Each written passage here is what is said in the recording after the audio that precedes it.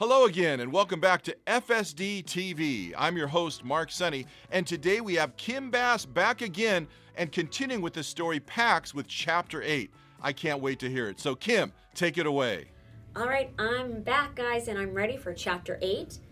Have you noticed that Sarah Pennypacker alternates between Pax and Peter? So, as we alternate between chapters, we're alternating between the storyline of Pax and the storyline of Peter. So Chapter 8 starts us back off with Peter. Are you ready, Gage? We're going to get started. Here's Chapter 8. The sound Peter most loved in the world, the leather-to-leather smack of ball in glove, was so real in his dream that he smiled as he opened his eyes, and then yelped in shock. A woman stood over him, tossing a baseball into a glove. She wore patched overalls with faded bandanas knotted along the straps, and her hair was a spiked mess that shook as she cocked her head to study him. He scrambled backward along the rough wooden floorboards, crying out again, this time at the pain shooting up from his right foot. It all came back fast. In a rising panic, he looked around for his pack. There it was, behind the woman, its contents strewn across the floor. She came closer and thumped the ball into the glove a little harder. His ball and his glove, Peter realized. The ball that had been in his pack, the glove he'd been sleeping on. He strained up. "Hey, that's my stuff. What are you doing here?" At that, the woman threw back her head and barked something between a laugh and a snort. She pitched the ball and glove away and crouched down to eye him, one hand wrapped around a clutch of feathers she wore on a rawhide strip around her neck. This close, Peter could see that she wasn't as old as he thought, not much older than his father anyway. A single gray streak bolted through her hair, but her skin was smooth.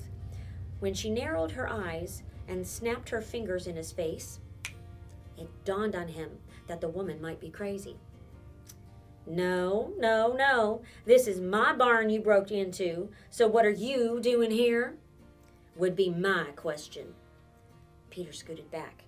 Crazy or not, the woman standing over him had a wall full of hatches and scythes behind her, and he was 1 foot short of a running pair. Okay, right. I hurt my foot last night. I passed your barn, and I needed a place to stay, so look, I'll go. Not so fast. What do you mean you passed my barn? This is private property, and I'm in the middle of nowhere. The woman straightened to her full height, and Peter edged back even farther. I was taking a shortcut home from the practice he'd been to the day before flashed before him. He nodded to his ball and glove. From batting practice. You were coming home through my land from batting practice? Then the first thing I'm wondering is, why don't you have a bat? She tossed a hand toward his stuff. Why, you carry a roll of duct tape, garbage bags, and a charm bracelet, clothing, food, and water, but no bat. Hey, boy? The way she said boy, silky and stretched out into 2 syllables, made him realize she had the hint of an accent. Only a hint, as if sometime in her childhood people around her had spoken a language that was close to singing. Well, I left it. A bat's heavy to carry around. The woman shook her head again, and this time she looked disgusted. She yanked up the left leg of her overalls. Below her knee, her leg was a rough wooden post. She stabbed it down beside Peter. Now this leg is heavy, boy. Solid heart pine, but I carry it around, don't I? The woman peered down at it and seemed to discover something she didn't much like. She pulled a knife from her belt and with a flick of her wrist shaved off a chink from just above where her ankle would have been, then straightened to face Peter again, the knife jabbing directly at him. So let's try one more time, because I'm very curious now. If you were at batting practice, how is it you don't have a bat? Peter dragged his gaze up to the woman's face and then back down to the knife. The blade gleamed long and thin with an evil-looking curve to it. She was probably crazy. All right, probably worse. His heart stuttered in his chest, and his mouth was a desert, but he managed to answer, "I don't own one." The woman flashed half a grin and a quick wink. Better, yes. That was the feel of truth. "What's your name?" Peter told her. "So, no bat, Peter. What's this about your foot?" Peter kept his eyes on the knife as he peeled the sweatshirt from his foot. The pain of just that slight movement shocked him.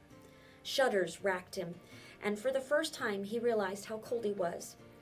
"I twisted it." The woman crouched down, her wooden leg angled out awkwardly. Peter looked away. "Don't move." Before he could even register what was happening, the woman slipped the cool blade of her knife inside his sock. With a quick stroke, slid it open. He pressed his lips together to keep from crying out. His foot was as dark and swollen as an eggplant. "You walked on this?" Peter pointed to the branch beside him. I broke it off, made a cane." His finger was shaking. He dropped his hand. The woman nodded again and then cupped her hands around his heel. "I'm going to move this around," she warned. "You ready?" "No, don't touch it!" But the woman began to probe his foot, calling commands.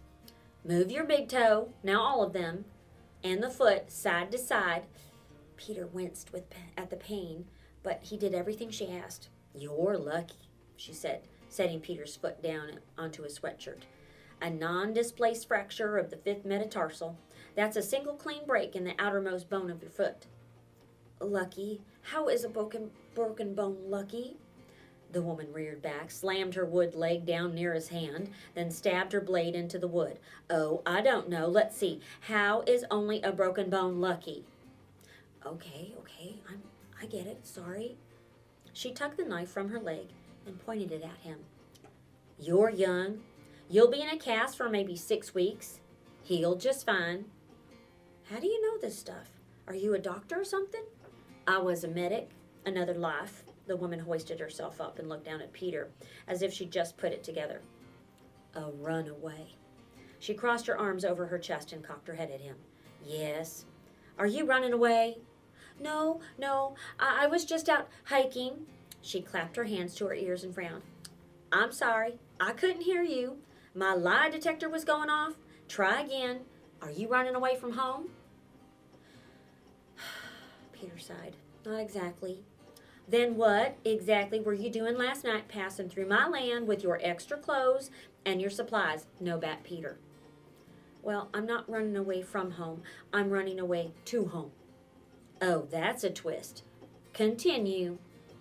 Peter looked out the window over the workbench. Tall pines pierced the pale morning sky, and a bunch of crows argued noisily in the top branches. If there were a story he could tell that would get him out of this barn and back on the road to Pax, he would tell it. He would disappear into that day, fractured 5th metatarsal and all. But if such a story existed, he couldn't think what it was. He slumped against the wall. "The war. It's headed for our town. They'll take the river. My dad had to go serve. My mom died, so it's just us, so he brought me." "How old is this father yours?" "What? He's 36. Why?" "Then he didn't have to do anything. If there's a draft, it's for 18 to 20-year-olds. Still, kids, easy to brainwash. So if your father went, he volunteered. It was his choice. Let's start this story off with the truth. That's the rule around here."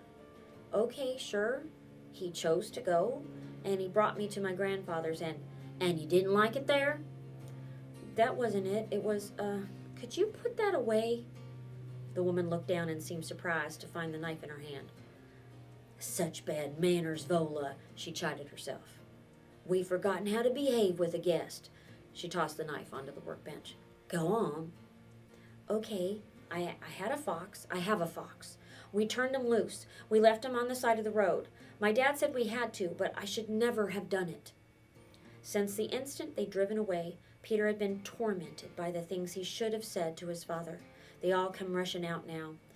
I raised him from a kit. He trusted me. He won't know how to survive outside. It doesn't matter that he's just a fox. That's what my father calls him, just a fox, as if he's not as good as a dog or something." Yes. You were plenty angry, so you ran." I wasn't angry. I'm not. It's that my fox, he depends on me. I'm going to go back and get him. Well, now you're not. Change of plans. No, I have to get him and take him home. Peter rolled to his knees, swallowing the gasp of pain that shot from his foot. He grabbed the bench and tried his weight on it for a second, then sank back down, exhausted from just that. Now, you still think this? How far away did you leave him? 200 miles, maybe more, Peter admitted. Vola snorted. You wouldn't make it 2 miles now. You'd be nothing but bear bait out there. That is, if you didn't die of hypothermia the first night. You won't be able to move enough to keep warm. She leaned back against the workbench, winding a scarf around a finger, and Peter could tell she was trying to figure something out. She didn't look as crazy now, just deep in thought, and maybe worried. Then she seemed to come to a decision. Someone is bound to come looking for you. I can't have that. I need you gone, but I can't send you out like this. I have enough on my conscience. I will bind that foot and give you something for the pain, something that's legal to give a child, and then, I'm not a child, I'm almost 13. Vola shrugged. And then you will leave. There's a garage not far down the highway. Call this grandfather of yours and have him come get you. I'm not going back. I'm going to get my fox. Not like this, you're not. You cannot bear weight on that broken foot until the bone heals. 6 weeks at least. Maybe you try again then. 6 weeks? No, that would be too late. My fox. Remember, boy, I know a little something about traveling on one leg. To get around before that bone heals, you'd have to learn to carry yourself from your shoulders and your arms. You'd have to become strong in new ways. Almost impossible for an adult, never mind a child. I'm not a child. Vola swept up a silencing hand.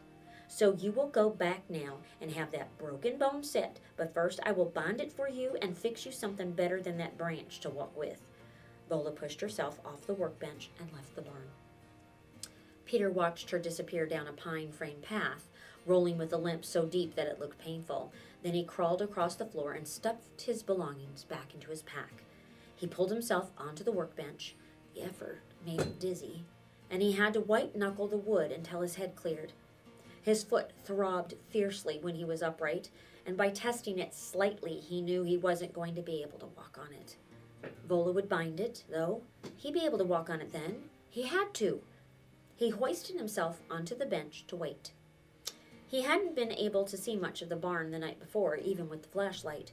Now he took it in. The floor was swept bare with bags of seed and fertilizer stacked neatly by the door. The place smelled of clean hay and wood, and not of animals, although he could hear chickens nearby. The workbench took up a whole gable wall of the barn. It was lined with small tools and pieces of wood. Opposite, dark against the bright rectangle of the doorway beside it, draped burlap covered a bunch of things mounted on the wall. Another convulsive of shivers shook him, this time not from cold. The covered mounds were shaped like human heads. Any number of perfectly harmless things could be hanging on that barn wall, but what they really looked like were human heads. His throat went dry, and his heart began to kick hard. He'd been stupid and careless. Probably the crazy woman was going to let him go. Why wouldn't she let him go?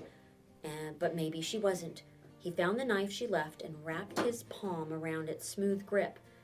Vola had the upper hand in whatever was going to happen between them, but that didn't mean he couldn't defend himself. He slid the blade into his pocket just as she appeared in the doorway. Drink this. She handed Peter a mug and set a bowl beside him. Peter sniffed the mug. Cider. There's a measure of willow bark in it, so drink it all. Willow bark? Aspirin in the wild. Peter put the mug down. He wasn't going to drink a crazy woman's brew. Suit yourself. She took up the bowl, began stirring the green paste inside with her finger. What's that? Poultice with arnica and for the bruising and comfrey for the broken bone. She gestured for him to prop his foot on the bench.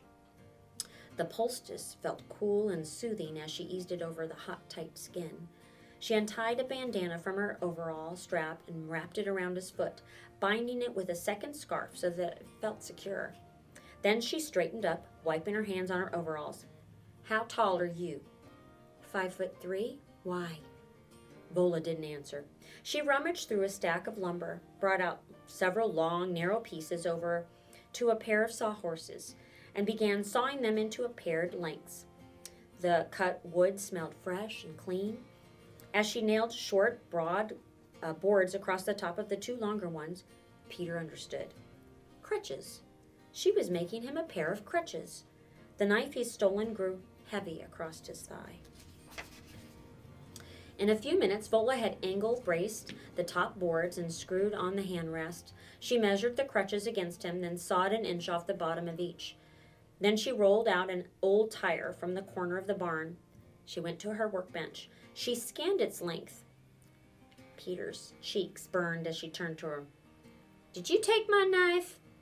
Her voice had turned dangerous, like something that could burst into flame and peel the roof off the barn. Peter felt dizzy and his heart began to thud again. He pulled the knife out and handed it to her. Why? Peter swallowed hard. His words were gone. Why? Because I was afraid you might kill me. Kill you? She eyed him hard. What? Because I live out in the woods? That makes me a murderer? Peter raised his shoulder toward the wall of blades. My tools? I have 20 acres of trees to care for, and I'm a wood carver. You thought they were weapons? Peter looked away ashamed. Look at me, boy. He turned back. Maybe you are not wrong, she said, locking his gaze. Maybe you see something. Maybe I am. She raised her hands slowly, pinched her fingers together in front of Peter's face, and then suddenly flicked them open. Boom! Dangerous like that, no warning. Peter flinched. No, I'm sorry. I was wrong. Vola shot a palm at him and spun away. She cut 4 strips of rubber from the tire, then wrapped them around the crutch tops and grips and secured them with twine in silence. She held the crutches out. Peter wrapped one under each arm and eased himself to the floor. It was an immediate comfort to be upright and balanced, with his injured foot safely tucked up. Take your weight on your palms. Lift yourself. Don't hang. Plant the crutches, then swing through. Peter began to thank her, but Vola cut him off again. At the end of my road is the highway. Head left, and in a quarter of a mile you come to a gas station. You figure it out from there. She helped him into his backpack and then turned away, picked up a block of wood, and began to shave off slices as if he were no longer in the barn. Peter tried a step toward the door. He wobbled a little, but not much.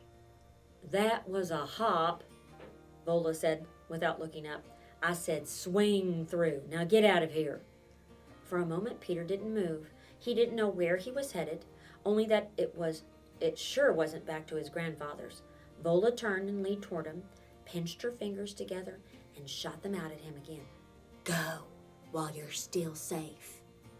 And that ends our chapter of Peter in chapter 8. Just when I thought the story couldn't get better, we had chapter 8. I am looking forward to the rest of the story to come, and hang on, because it's going to be a wild ride. On behalf of Wes Creasel and Pablo Diaz, my name is Mark Sonny, and this has been FSD TV.